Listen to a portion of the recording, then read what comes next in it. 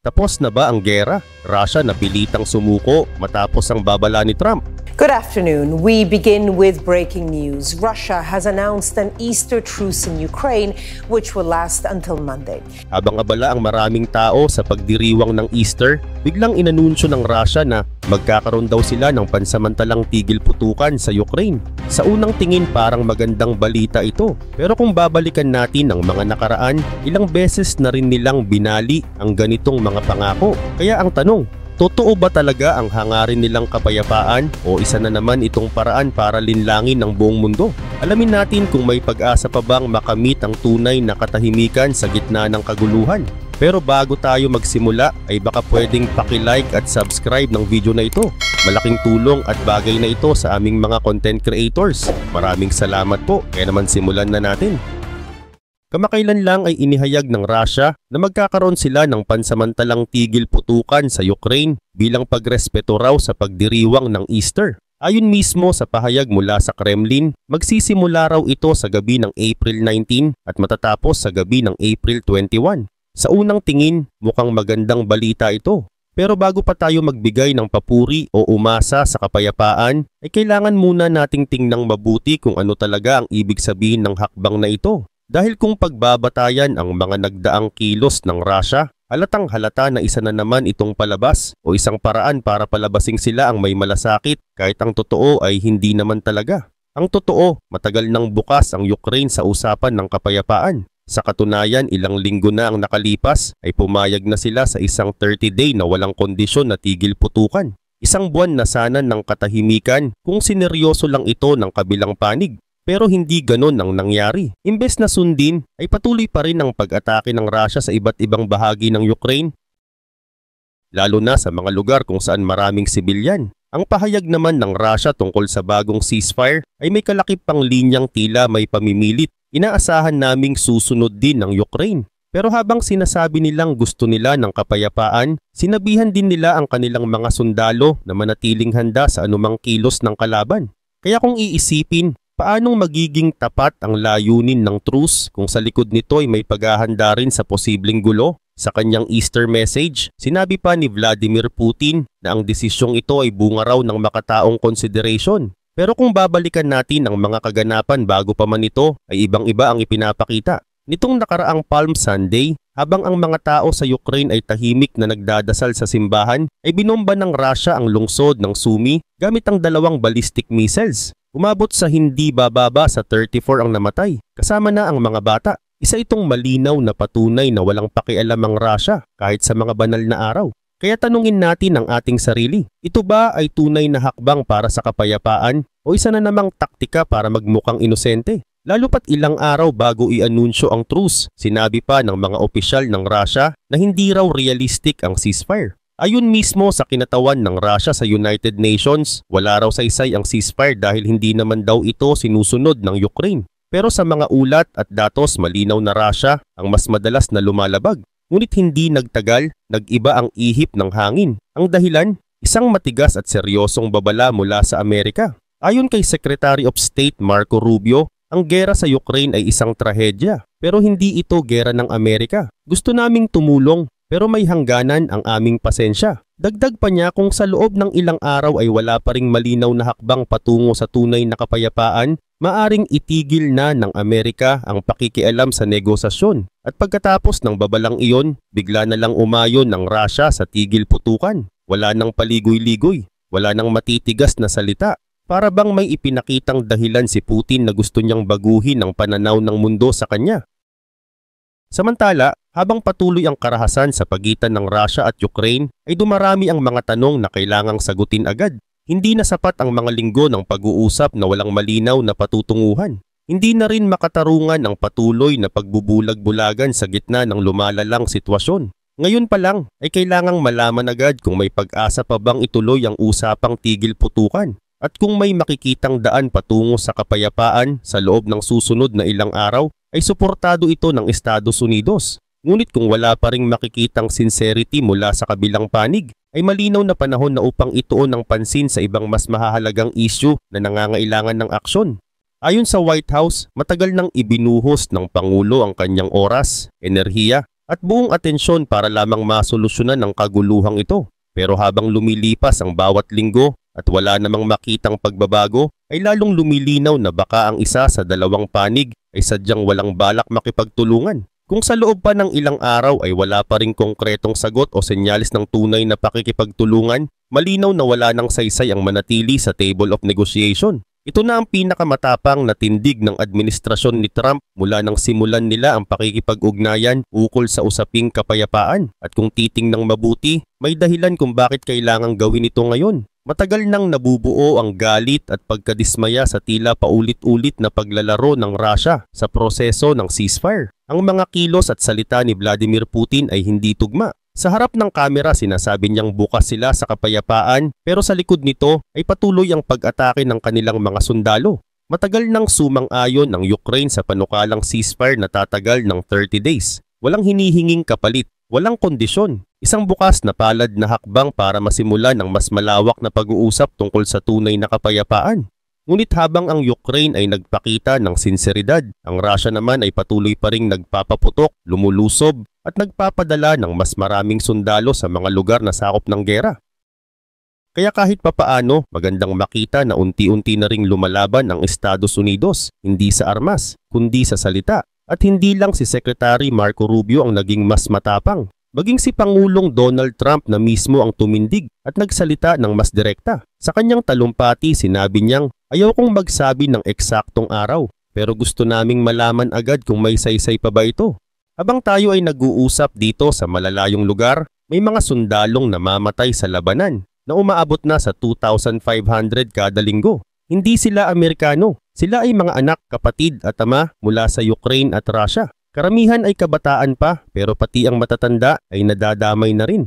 Dagdag pa niya, kung isa sa dalawang panig ay patuloy na hahadlang sa kapayapaan, simple lang ang masasabi ko, kayo ay mapanakit, kayo ay walang awa at hindi kami papayag na maging bahagi ng ganitong klaseng laro. Pero sana ay hindi umabot sa puntong iyon. Hindi rin niya pinalampas ang punto ni Rubio, sa halip lalo pa niya itong pinagtibay. Tama si Marco, hindi na ito biro. Araw-araw may mga inosenteng namamatay. Habang ang mga pinuno ay naglalaro ng kapangyarihan, ang mga ordinaryong pamilya naman ang naghihirap. May mga batang naulila. May mga ina na hindi na alam kung nasaan ang kanilang mga anak. At habang tumatagal ay mas lalo pang lumalala. Mula sa tono at mga salitang binitiwan ni Trump ay ramdam na ramdam ang galit, pagod at desperasyon na may magbago. At sa mga sumunod na oras matapos ang kanyang pahayag, tila may naging epekto ito. Ang Russia na dati ay hindi nagbibigay ng malinaw na sagot ay biglang nagsabing pumapayag na sila sa ceasefire. Pero may malaking problema, hindi ito ang klase ng tigil putukan na inaasahan ng buong mundo. Ang orihinal na panukala ni Trump ay simple lang, 30-day unconditional ceasefire. Isang malinaw na kasunduan kung saan parehong panig ay hihinto sa labanan sa loob ng 30 days habang pinag-uusapan ang susunod na mga hakbang. Ang Ukraine ay agad na pumayag, walang paligoy-ligoy, walang kondisyon. Ngunit ang Russia, hindi lamang sila tumanggi, naglabas pa sila ng mahigit 200 na kondisyon para lang pumayag sa isang tigil putukan na hindi naman dapat komplikado. At sa huli, imbes na tanggapin ang 30-day ceasefire, ang tanging alok nila ay 30 hours na tigil putukan, isang hakbang na sa halip na magdala ng pag-asa ay mas nagpakita ng kawalang sinseridad. Dahil dito ay nagsalita na rin si Ukrainian President Volodymyr Zelensky.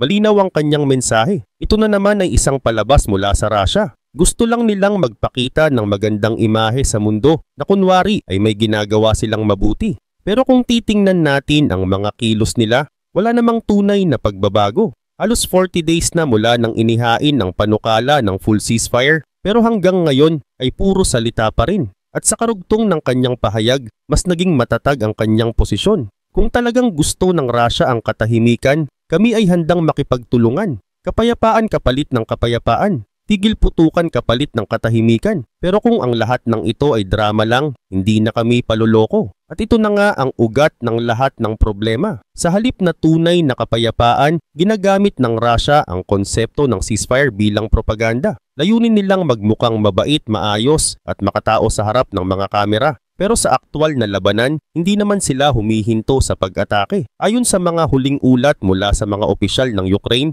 tuloy pa rin ang putok ng mga artillery ng Russia sa maraming bahagi ng frontline. May mga lugar na halos araw-araw ang labanan. May mga komunidad na hindi na makalabas sa kanilang tahanan. At habang ang mundo ay inaaliw ng magagandang pahayag mula sa Moscow, ang mga sibilyan sa Ukraine ay patuloy na naghihirap. At sa dami ng ganitong klaseng sitwasyon ay hindi na bago sa mundo ang style ng Russia. Magaling sila sa pagpapalabas ng magandang imahe. Sanay silang magtago sa likod ng magagandang salita. Pero sa bandang dulo, ang tunay na tanong, nasaan ang respeto sa buhay? Nasaan ang malasakit sa mga inosente? Kaya habang patuloy pa rin ang ganitong sitwasyon, ang tanging magagawa ng Ukraine ay ang manatiling handa. Hindi sila pwedeng umasa sa pangako ng kalaban. Sa bawat putok na ibinabato ng Russia ay kailangan nilang sumagot. Hindi dahil gusto nila ng digmaan, kundi dahil wala silang ibang pagpipilian, kundi ipagtanggol ang sarili nilang bayan, ang sarili nilang mga anak at ang kanilang kinabukasan.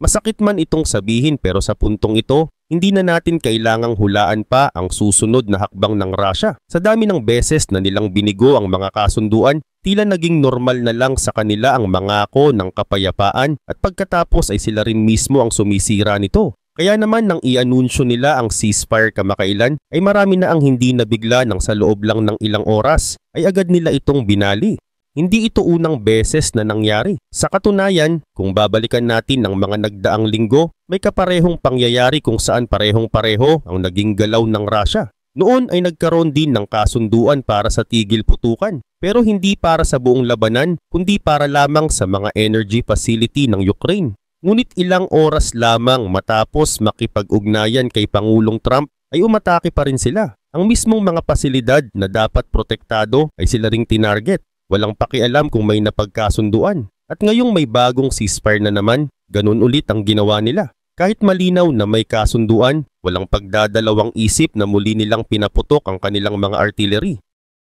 Sa mga linya ng labanan, muling umalingaw-ngaw ang mga putok ng kanyon at ang paghagis ng mga bala. Habang sinasabi nilang gusto nila ng katahimikan, ang katotohanan ay bumubulusok ang mga misil sa mga lugar kung saan may mga sibilyan. Isa sa mga tinamaan ay isang gusaling tinitirhan ng ordinaryong mga mamamayan, mga taong walang kinalaman sa digmaan pero sila pa ang laging nadadamay. Dahil dito ay agad na nagsalita si Pangulong Volodymyr Zelensky. Sa kanyang pahayag nilinaw niyang sinusubaybayan nila ang buong sitwasyon mula sa iba't ibang panig, mula sa hilaga, silangan hanggang sa katimugan ng Ukraine. Tinukoy niya ang mga lugar tulad ng Kursk at Belgorod kung saan hindi naramdaman ang sinasabing Easter ceasefire. Ayon sa kanya, kahit naglabas ng pahayag ang Russia tungkol sa tigil putukan, ay patuloy pa rin ang putukan at paninira. Naririnig pa rin ang artillery at may mga drone pa rin gumagalaw sa himpapawid. Dagdag pa niya may mga lugar na bahagyang tumahimik pero hindi raw iyon sapat na basehan upang maniwala silang totoo ang intensyon ng Russia. Sinabi niyang mananatiling handa ang Ukraine. Hindi raw sila papayag na muling malinlang. Anuman ang galaw ng kalaban ay may pantay na sagot ang kanilang tropa. Muli niyang binuksan ang panawagan para sa isang malinaw, totoo at walang kondisyon na 30-day ceasefire. Ayon sa kanya, nakabukas pa rin ang kanilang panig sa tunay na usapan ukol sa kapayapaan. Ngunit ang tanong, handa rin ba ang Moscow? Sa gitna ng lahat ng ito, isa lang ang pinakamasidhing linya ni Zelensky. Malinaw na raw kung sino ang dahilan ng kaguluhan.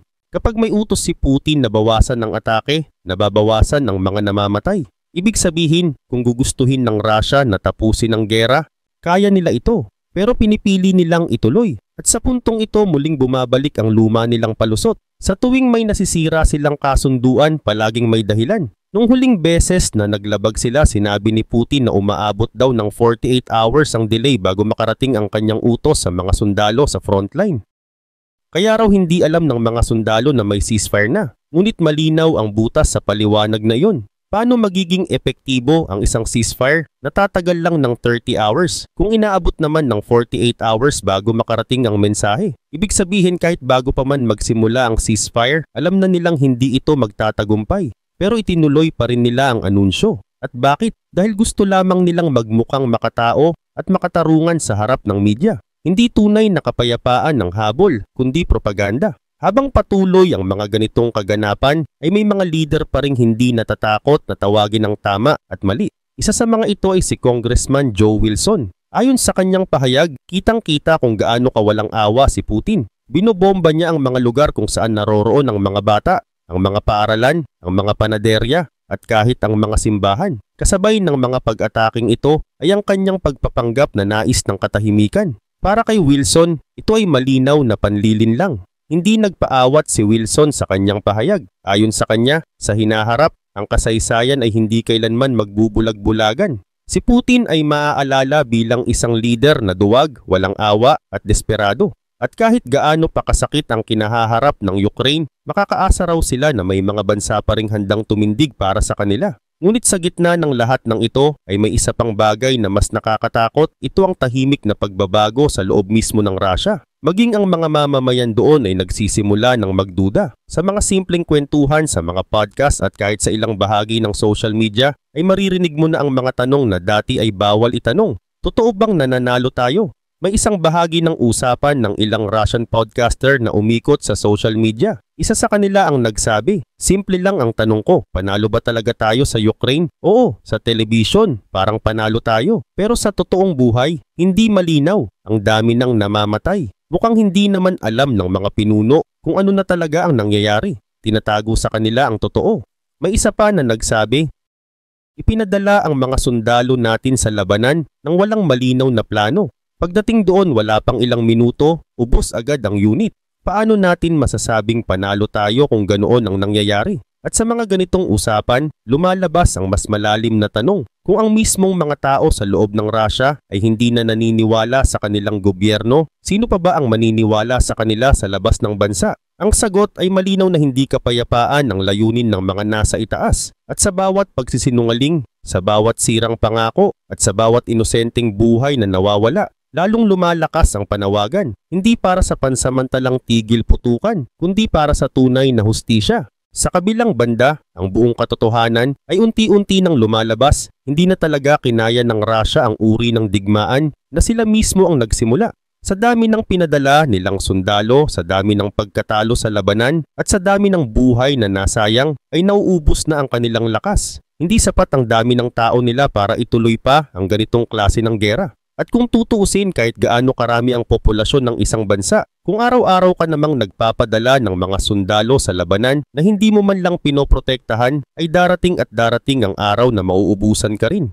Nakakadurog ng puso ang mga eksenang makikita sa training camps. Makikita mo ang mga batang recruit, mga lalaking halos hindi pa ganap na bihasa, hindi pa sanay sa gera na tinuturuan sa loob lamang ng ilang araw. Pagkatapos ay agad na ipapadala sa harapan ng digmaan. Alam ng marami sa kanila na posibleng hindi na sila makabalik ng buhay.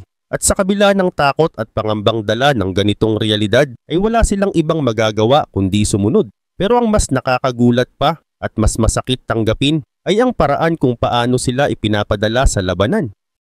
Hindi tangke, hindi armored vehicles kundi motorsiklo lang ang ginagamit nila. At hindi ito libre. Pinagbabayad pa mismo ang mga sundalo para makabili ng motorsiklong sila mismo ang magmamaneho papunta sa gitna ng panganib. Sa madaling salita, kailangan pa nilang gastusan ang sarili nilang pagpunta sa isang lugar kung saan maaaring iyon na ang kanilang huling hantungan. Isipin mo, maraming sundalo ang ngayon lang unang beses sasakay ng motorsiklo. Walang sapat na training, walang proteksyon, walang kasamang artillery o air support. Kinabukasan, susugod na agad sila diretso sa gitna ng malalawak at bukas na kapatagan. Walang ligtas na daanan, walang tagong ruta, wala ni kahit anong uri ng suporta na makakatulong para sila'y mabuhay, para silang ipinapadala sa kamatayan. At ang isa pang tanong na hindi maiwasang itanong ay ito, bakit walang artillery support? Bakit kahit may chance namang gamitin ang mga kanyon at bomba para linisin muna ang lugar bago dumaan ang mga sundalo ay hindi ito ginagawa? Ang sagot ay nakakapanghina ng loob. Ayon sa ilang ulat may nagsumbong daw na ang teritoryong dapat targetin ay nakuha na. At dahil dito hindi na pwedeng magpaputok ng artillery. Kaya kahit may pagkakataong patumbahin ang mga kalaban hindi ito ginagawa. Sa ganitong sistema kahit ang pinakamalinaw na chance para magtagumpay ay nawawala dahil sa maling impormasyon at kawalan ng matinong koordinasyon. Kaya tuloy, ang buong estratehiya ng Russia sa frontline ay parang kalokohan lang, walang direksyon, walang maayos na plano at lalong walang konsensya. Oo, totoo na may mahigit 170 milyon na tao ang Russia. Pero kahit ganoon karami, kung araw-araw mong ipinapadala ang mga mamamayan mo sa digmaan na parang walang halaga ang kanilang buhay, ay mauubos din sila. Hindi ito ang tamang paraan ng pakikipaglaban. Hindi ito ang klase ng strategy na magtatagal. Hindi ito ang gerang kayang panindigan ng isang bansa na pagod na at unti-unting nauubos ang lakas. At habang humihina ang kanilang kapasidad sa labanan, tumitindi naman ang kanilang pagkadesperado. At sa kanilang desperasyon, sibilyan na ngayon ang pinupuntirya. Hindi na sundalo ang tinatamaan ng mga missile, ng mga drone, ng mga bomba. Pati mga ordinaryong tao na tahimik na namumuhay, sila na ang tinatamaan. Dagdag pa rito, sa mismong araw ng Palm Sunday ay binumba ng Russia ang gitna ng isang lungsod. Ayon sa kanila, may pagpupulong daw ng NATO sa lugar na yon. Pero lumabas sa investigasyon na wala naman talagang ganong pagpupulong. May mga pag-atake rin sa Dnipro, sa Kyiv, sa Donetsk at sa marami pang rehiyon. Ayon sa kanya, labis ang pasasalamat niya sa mga rescuers, sa mga doktor at sa lahat ng taong tumulong sa mga nasugatan at nasalanta ng mga pag-atake. Sila raw ang mga tunay na bayani sa gitna ng isang digmaan na tila wala ng hangganan. Ngunit kung iniisip mong baka hindi totoo na sibilyan ng target, mismong media ng Russia ang nagbigay ng katibayan. Habang nasa ere ang kanilang programa, may isang anchor na nagsabi, "Hindi ko na kayang hindi tingnan ang balita mula sa Sumi." Tumama mismo sa gitna ng syudad, maraming patay. Pero sa halip na aminin ng kasalanan, sinisipan nila ang Western media. Ayon sa kanila, ginagamit lang daw ito ng Germany at Britain para siraan ng Russia at pigilan ng anumang kasunduan. At sa halip na magsisi, mas pinili pa nilang baluktutin ang usapan. Imbes na harapin ng katotohanan, pinalalabas nilang ang mga Western countries ang may kasalanan sa gulo. May isang host pa na nagsabi na tuwing may ganitong klasing balita, kailangan pa raw niyang pilitin ng sarili para makaramdam ng awa. Nakakakilabot ang ganitong klase ng pananaw. At sa pinakamalalang bahagi ng kanilang pahayag, isa pang host ang tahasang nagsalita. Ayon sa kanya, ang Amerika, Britain, Germany at France ay mga pakialamerong bansa. Anya, ang mga sundalong ipadadala ng mga bansang ito sa Ukraine ay siguradong mawawala. At hindi lang daw iyon, pati mga bansa nila ay dapat na ring maghanda. Hindi raw ito isang babala, kundi isang parusa. Sa pinakahuling bahagi ng kanilang rant, may binanggit silang linyang tumatak sa maraming nakarinig. Kung iniisip nyong makakatakas kayo, nagkakamali kayo. Handa na ang kapalaran nyo. Huwag kayong magulat kapag dumating ito. Ngayon isipin mong marinig ang ganitong salita mula sa opisyal na media ng isang bansa. Hindi ito mensahe ng pag-asa. Hindi ito panawagan sa kapayapaan. Isa itong hayagang banta sa buong mundo. At sa isang panahong delikado at puno ng tensyon, ang ganitong klase ng pananalita ay may kakambal na panganib na hindi dapat balewalain.